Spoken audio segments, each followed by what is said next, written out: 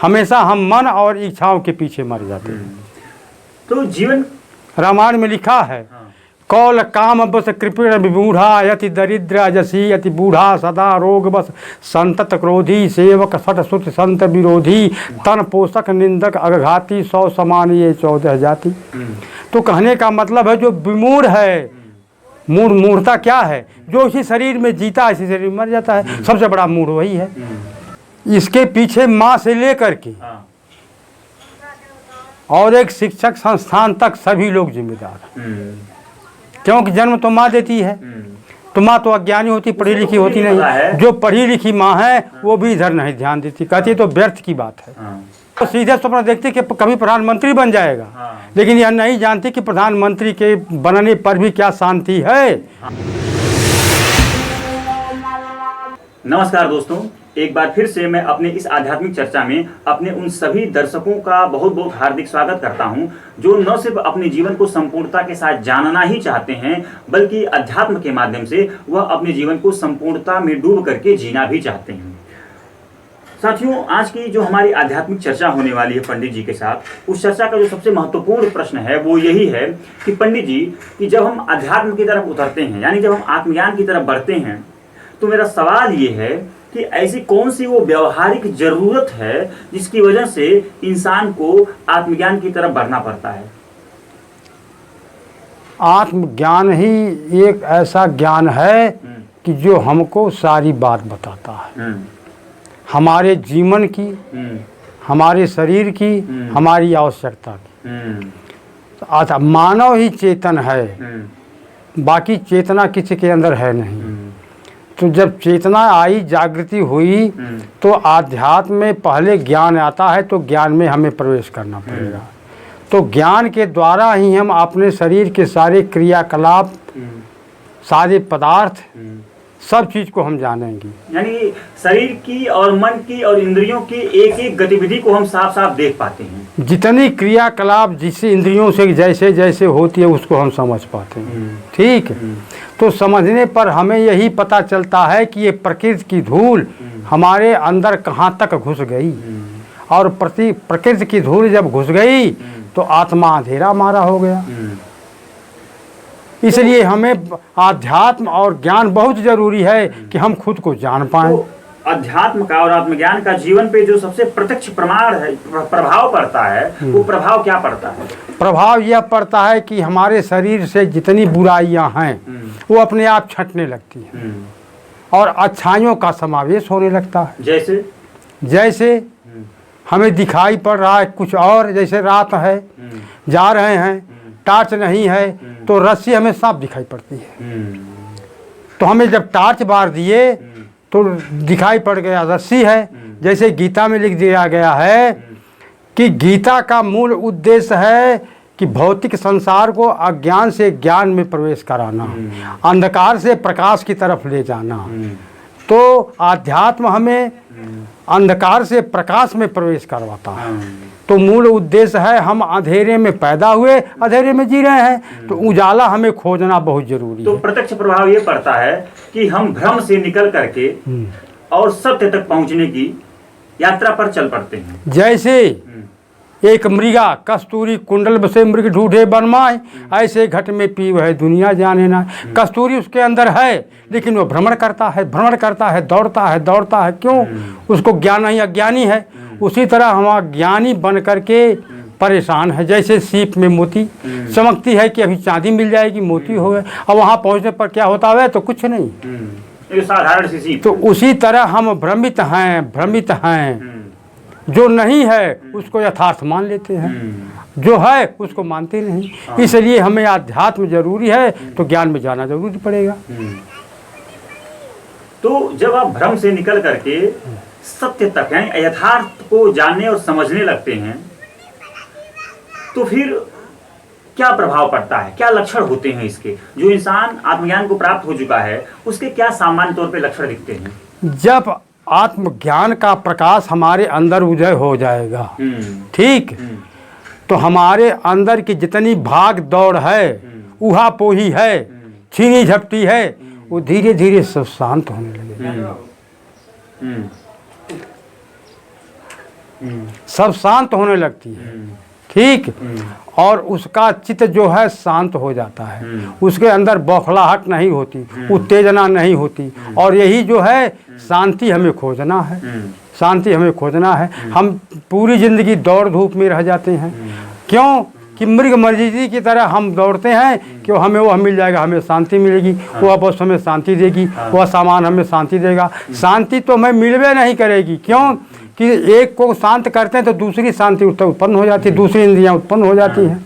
तो इसलिए एकमात्र शांति की उपाय जो है, जब तक शाश्वत स्रोत नहीं मालूम, शांति का जब तक रास्ता सही नहीं मिल जाएगी कि यही रास्ते पर सत्यता है, यही जाने पर मिलेगा, तब तक हमको शांति नहीं। शांति को मिलने का सही उपाय उपचार क्या है? कैसे जीवन की बेचैनी को थाम तो जब तक हम आध्यात्म में ज्ञान को पूरा परिपक्व नहीं कर लेंगे, तब तक हम कैसे बढ़ेंगे? जब तक हम पूरी ज्ञान के पूरे क्रियाकलाप को नहीं समझ लिए, तब तक हमें शांति कहाँ मिलेगी? ज्ञान के यानी कि जीवन के हर गतिविधि को, जीवन के हर विधि को, संसार के हर विधि को सबको जानना पड़ेगा। क्यों कि 5 तत्व की यह शरीर है और यही 5 तत्व पूरे संसार में है, इससे अलग कोई कुछ नहीं है।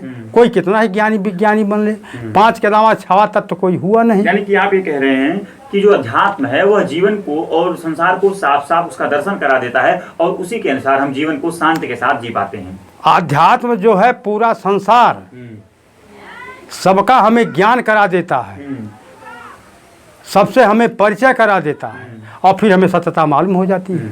और जब सत्यता हमें मालूम हो गई, सत्य तक हम पहुंचने के नज़दीक हुए, हमारे अंदर शांति आ जाएगी। तो इसी क्रम में मेरा जो अगला प्रश्न है वो ये है कि जब अध्यात्म और आत्मज्ञान इतना अनिवार्य है कि उसके बिना जीवन अधूरा है, अपूर्ण है, उसके बिना न तो शांति है न तो बंधन रहित जीवन है, तो फिर आखिर क्या वजह है कि एक बच्चा पैदा होता है और वह उस अपने मृत्यु के समय तक भी वह इस भौतिकता में फंसा रहता है? हाँ, तो यही को कभी प्राप्त नहीं सुनिए, तो यही बात आई। अब सही बात है, सही बात यह है कि शरीर में 10 इंद्रियां हमारा मन है ना, तो इनके 5 विषय है, शब्द, स्पर्श, रूप, रस और गंध, ठीक।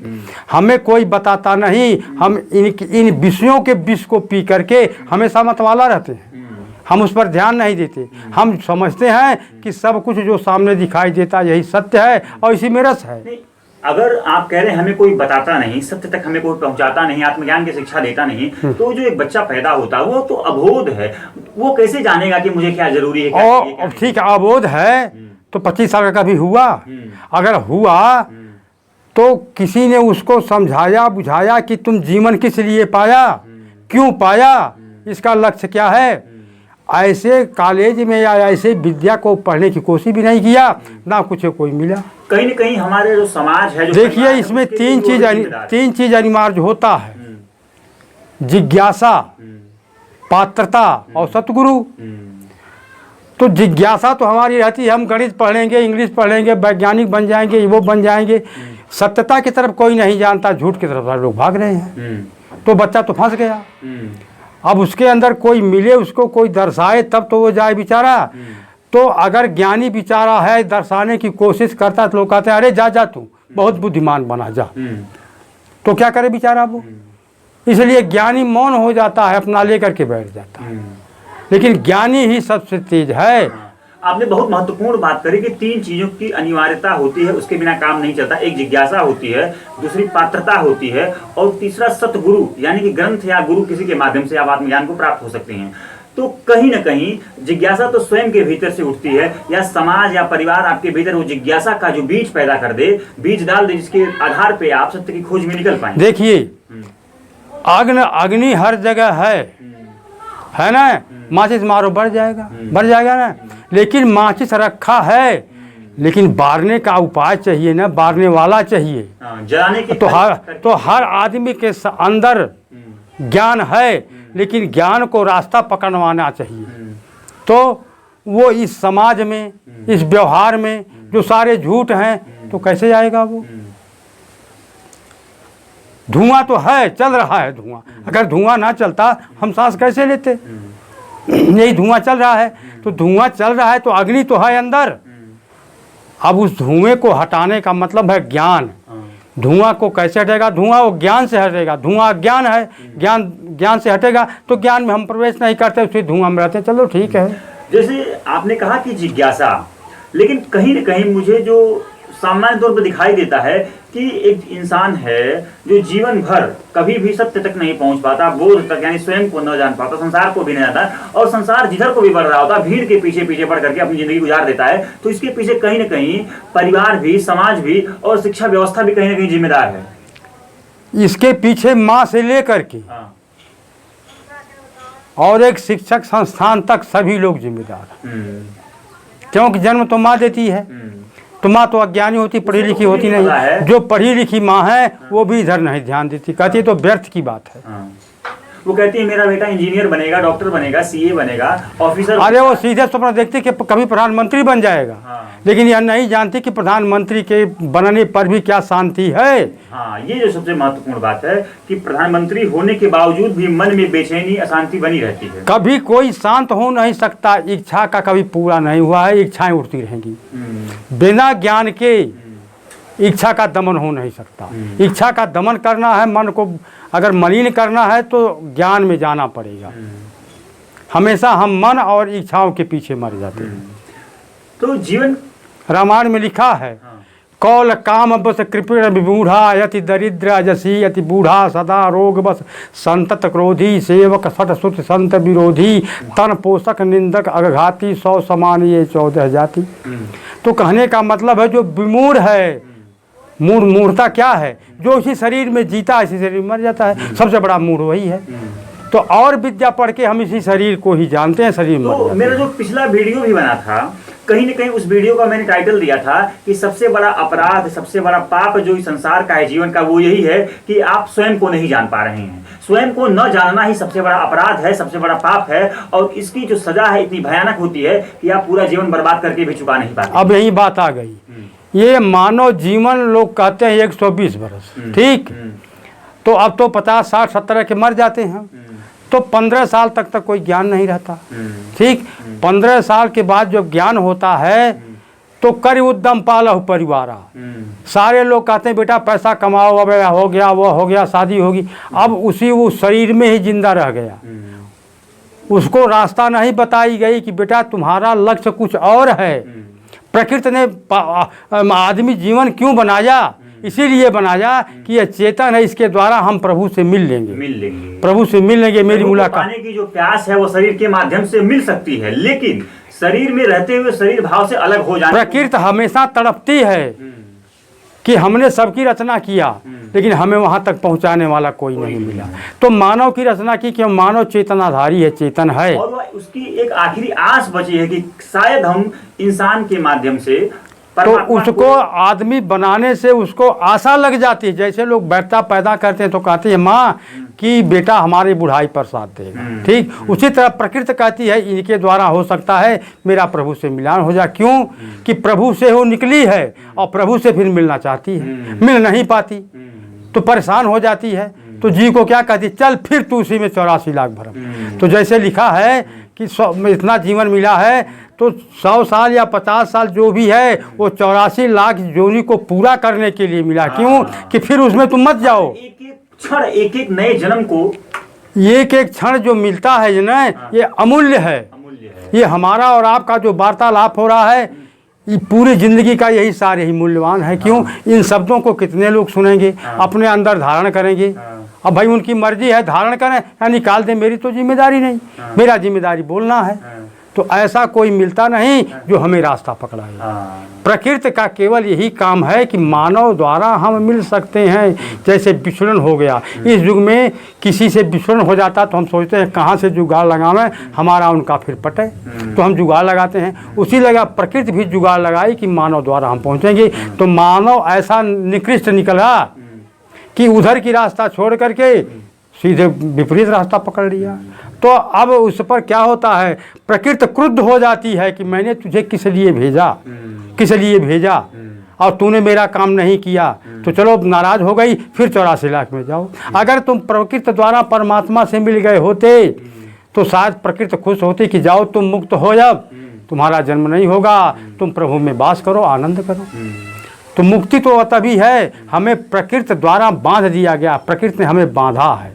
क्यों बांधा? काम, क्रोध, लोभ, मत्सर, अहंकार, वासना से हमें बांध दिया। क्यों? कि तुम भगो मत, पहले इस अपने बांधे हुए को छुड़ाओ, और जब इससे तुम छूटोगे तो सीधे परमात्मा के वहाँ चले जाओगे।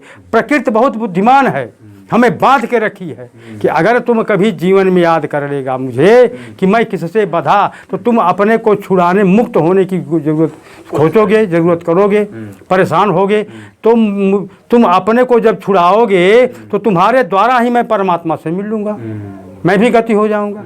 लेकिन वो इतना तरीका लगा के भेजी है, इतना उपाय लगा के भेजी है, लेकिन हम उस पर ध्यान नहीं देते, परेशान हो जाते हैं। तो आपकी जो बात है वो बहुत बहुत यथा संभव जहां तक हो सका था आपने सारी बातें रख दी हैं। अब हमारे दर्शकों के ऊपर यह निर्भर करता है कि वो इन बातों से वह कितना आत्मसात कर पाते हैं और अपने जीवन को सच्चाई की राह पर बढ़ा पाते हैं। अरे भाई, डॉक्टर का काम है दवा दे देना, अब मर्जी तुम्हारी, खाओ या नाली में फेंक दो, फिर जाओगे, फिर पैसा लेगा, दे देगा। हाँ, तो बहुत मार्मिक बात है, इसके बाद कुछ बचता नहीं है कहने को। उम्मीद करता हूँ कंक्लूजन मैं क्या दूं, कंक्लूजन तो हो ही गया है कि बिना सत्य के, बिना अध्यात्म के, बिना आत्मज्ञान के जीवन अधूरा है। और जीवन को यदि आप पूरा करना चाहते हैं, संपूर्णता के साथ जीना चाहते हैं, तो अध्यात्म के अलावा दूसरा कोई विकल्प आपके पास है नहीं है। चुनाव आपका है कि आप सत्य की राह पर बढ़ने को तैयार हैं या झूठ में ही जीवन जी करके अपने जीवन को बर्बाद करने के लिए तैयार हैं। उम्मीद करता हूँ कि जरूर लाभान्वित होंगे हमारे दर्शक। बहुत बहुत धन्यवाद।